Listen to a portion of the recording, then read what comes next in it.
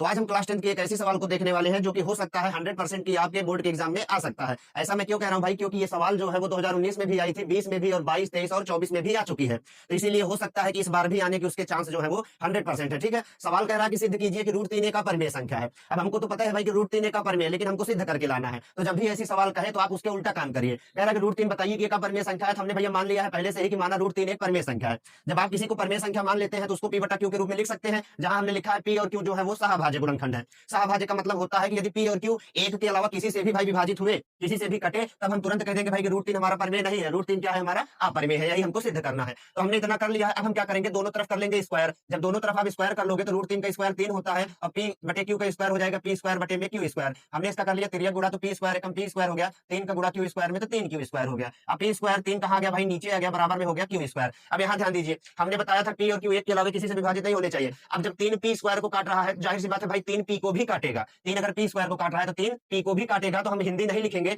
यहाँ आप लिख भी सकते हैं, चूंकि 3 पी स्क्वायर को विभाजित करता है, 3 पी स्क्वायर को विभाजित करता है तो 3 पी को भी विभाजित करेगा। जाहिर सी बात है भाई 3 पी को भी विभाजित करेगा। ठीक है, यहाँ हमने लिख दिया। तो जब 3 पी को विभाजित करेगा तो कुछ ना कुछ इसके मान आएंगे। जैसे आप 25 को 5 से काटते हैं तो 5 आता है ना, इसका हम मान लेंगे कि इसका मान आ गया है n।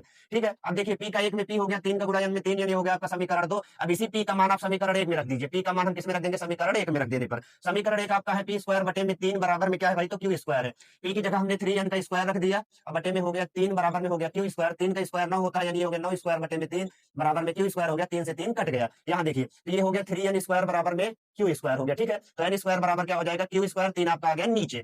अब यहाँ समझिए भाई, अब यहाँ देखिए 3, देखिए 3 से पी भी कट रहा था। अब जब 3 क्यू स्क्वायर को काट रहा है 3 क्यू को भी काटेगा, यानी 3 से ही पी और क्यू कट रहे हैं।